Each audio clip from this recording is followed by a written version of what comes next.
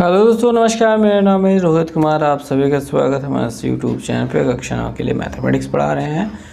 अब देखिए प्रश्नावली 10.4 या फिर 9.4 कह लीजिए, ये चलेगा। आज देखेंगे एक वृत्त के चाप द्वारा अंतरित कोण तथा चक्रीय चतुर्भुज, ये टॉपिक का नाम होता है। और आइए चलिए ढेर सारी चीज़ें समझते हैं। ठीक है, तो वृत्त के सर्वांग समचाप। देखिए भाई, बात ये समझेंगे इसका क्या मतलब होता है। एक वृत्त है, ठीक है। अब यहाँ से यहाँ तक एक चाप है, जितनी भी ये लंबाई का है उतनी ही लंबाई का यहाँ पे एक दूसरा चाप है।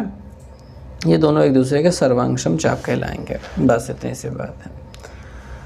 वृत्त के सर्वांग सम जीवाओं के संगत सर्वांग समचाप, यानी कि यहाँ पे दो जीवाएं हैं जो बराबर हैं, उनके जो सर्वांग समचाप हैं, मतलब उनके जो संगत चाप हैं वो सर्वांग सम होंगे, यानी बराबर होंगे।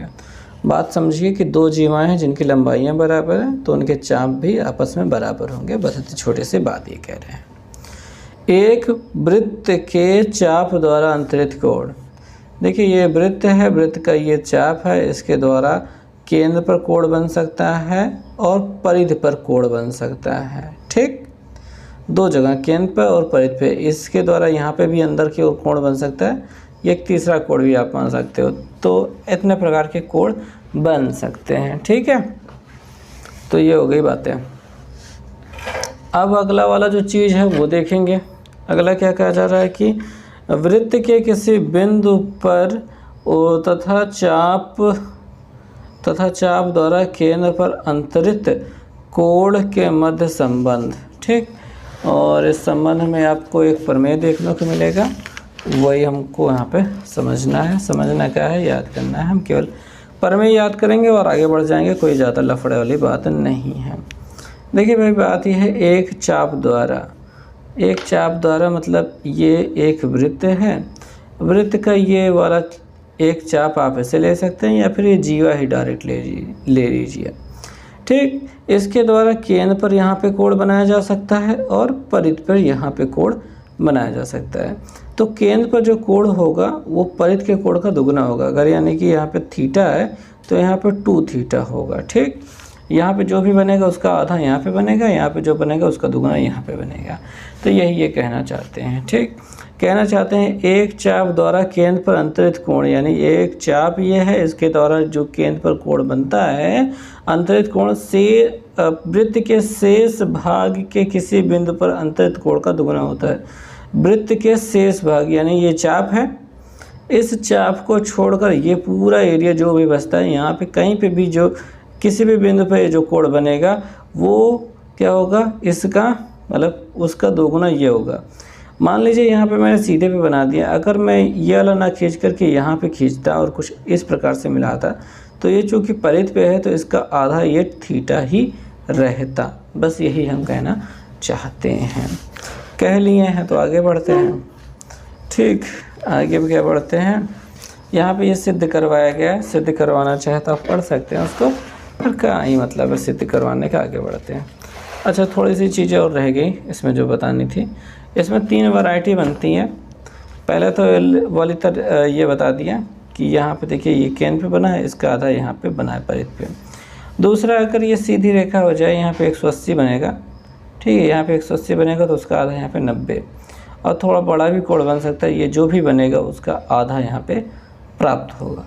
ठीक, अब अगला जो प्रमेय है उसमें कह रहे हैं कि एक ही वृत्तखंड के कोण बराबर होते हैं। अभी आपको बताएं यहाँ पे कि यहाँ पे ये जो आपका चाप है, इसके द्वारा यहाँ पे कोण बने थीटा या फिर यहाँ पे बने, दोनों बराबर होंगे क्योंकि इसका आधा हो रहा है। तो वही चीज़ यहाँ पे कह रहे हैं, एक ही वृत्तखंड के कोण बराबर होते हैं। यानी कि ये आपका ये हो गया, यहाँ पे ये एक जीवा हो गई, जीवा की वजह से यहाँ पे ये एक वृत्तखंड बन गया, ये बड़ा वाला बन गया। अब आप इसको ऐसे बना लो, यहाँ पे जो बनेगा वही कोण यहाँ पे भी बनेगा, वही कोण यहाँ पे भी बनेगा। अब इवन एकदम नज़दीक मिला दोगे तब पर भी उतना ही बनेगा। वही हाल यहाँ पे भी रहेगा, ये जो कोण बनेगा उतना ही कोण यहाँ पे भी बनेगा। तो यही ये कहना चाहते हैं कि एक ही वृत्तखंड के कोण बराबर होते हैं। अगला तीसरा जो प्रमेय है वो कहते हैं कि अर्धवृत्त पर बना कोण समकोण होता है। देखो भैया ये वृत्त है, अगर बीचों बीच ऐसा व्यास खींच दिया जाए तो ऊपर वाला हिस्सा अर्धवृत्त कहलाएगा। यहाँ आप जानते हो 180 अंश बनता है। अब यहाँ पे देखिए ये ऊपर अर्धवृत्त है, उस पर कोई कोण बन रहा है, तो ये 180 का आधा क्या होगा 90 अंश होगा। ये 180 क्यों है, क्योंकि सीधी रेखा पे हमेशा 180 बनता है, उसका आधा यहाँ पे 90 बन रहा है। हो गया। अगला वाला जो प्रमेय है वो ये कह रहा है कि यदि किन्हीं दो बिंदुओं को मिलाने वाली रेखा खंड अपने एक ही और स्थित दो बिंदुओं पर समान कोण अंतरित करता है तो ये सिद्ध करो कि चारों एक वृत्त पर स्थित होंगे। तो ये एक छोटा सा प्रमेय है जो सिद्ध करने वाली बात है, उसको छोड़ते हैं, कोई काम का नहीं है, मतलब बड़ी बात नहीं है जो आपको याद करनी है। मतलब बड़ी बात तो है पर उतनी बड़ी बात नहीं है कि जो अभी आपको समस्या प्रदान करेगी, कोई समस्या नहीं होगी आगे के प्रश्नों को करने में।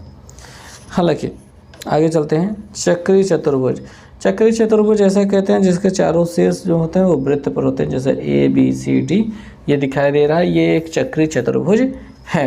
चक्री चतुर्भुज में बस एक बार पर काम करता है कि किसी चक्री चतुर्भुज के सम्मुख कोणों यानी अभिमुख कोणों का योगफल 180 अंश होता है, यानी A और C को जोड़ेंगे तो 180, B और D को जोड़ेंगे तो 180 अंश होता है।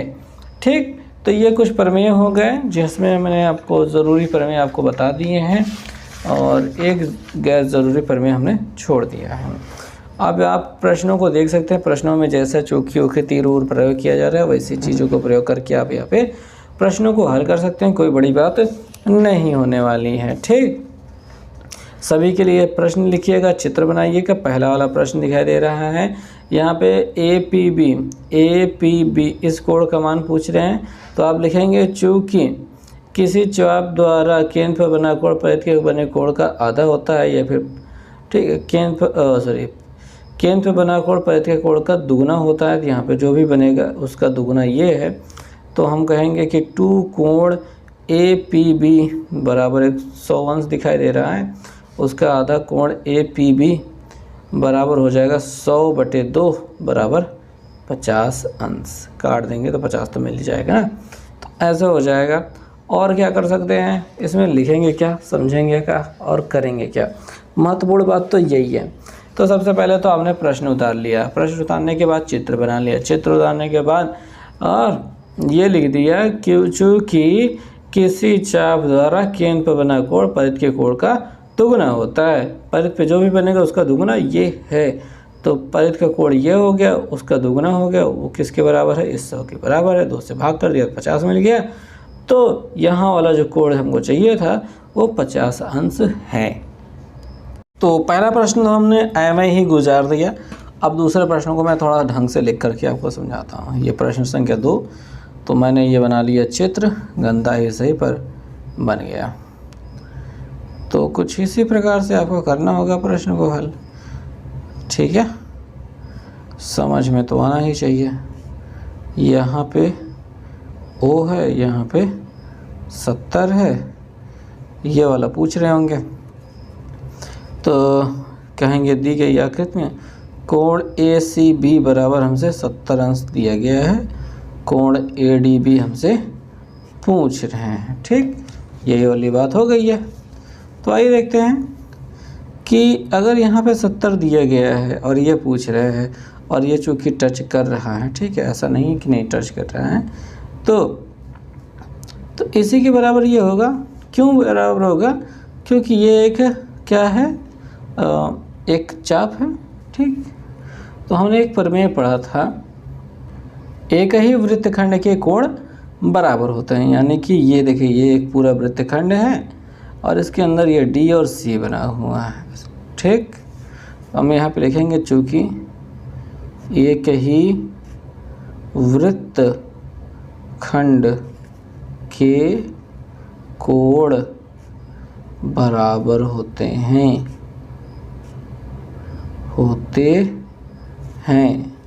इसलिए कोण ADB बराबर कोण ACB, तो कोण ADB बराबर हो जाएगा 70 अंश।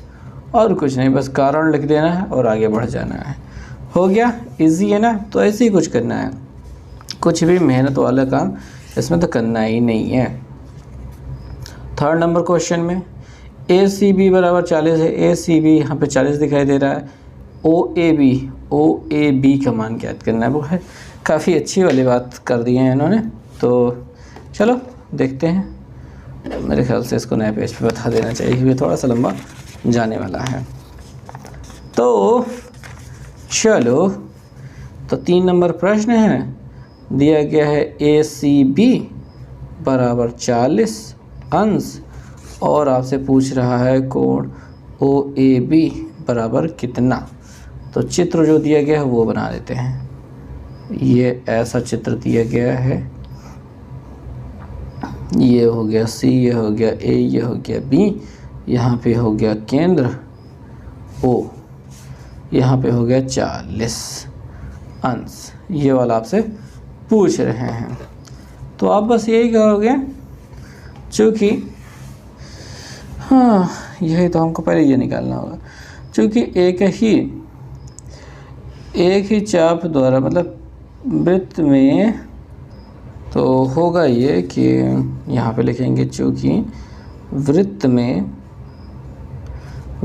क्या होता है कि जो परिध पे कोण बना होता है उसका दोगुना होता है केंद्र पर। चूँकि वृत्त में किसी चाप द्वारा केंद्र पर बना कोण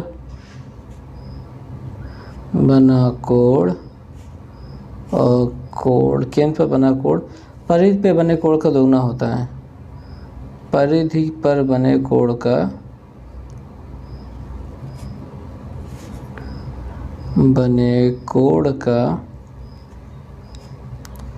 दुगना होता है।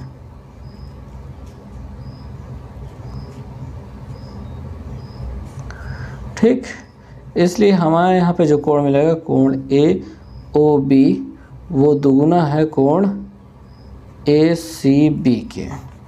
तो 2 गुणते 40 हो जाएगा, यानी कि 80 अंश कोण AOB। ठीक, अब हम देखेंगे त्रिभुज AOB में। देखिए यहाँ पे AOB में बात करेंगे तो ये AO बराबर हो जाएगा ये वाला। ठीक है, OB, OA बराबर OB, OA बराबर OB। ठीक, OA बराबर OB, ये दोनों भुजाएं बराबर हो गई हैं। ये हो गया क्या कहते हैं, वृत्त की त्रिज्या। ये वृत्त की त्रिज्याएं हैं। ठीक, इस वजह से ये दोनों बराबर हैं। अब बराबर होने के साथ होगा क्या, इसके सम्मुख कोण बराबर होंगे। ठीक, तो कोण OBA या फिर कोण OAB बराबर कोण OBA, ये हो जाएगा। ठीक, अब अगर ये दोनों कोण बराबर हो गए हैं तो इसका मान आसानी से मिल जाएगा। या फिर हम इतना कर क्यों रहे हैं, यहाँ पे नहीं सही है, चल जाएगा। यहाँ अंदर वाला चाहिए ना, वो तो करना ही पड़ेगा। ये दोनों बराबर हो गए हैं।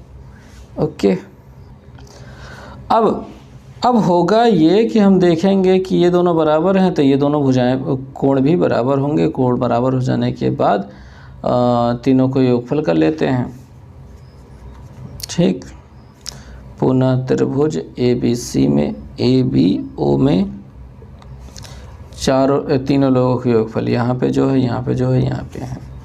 तो कोण OAB प्लस कोण ABO प्लस कोण BOA,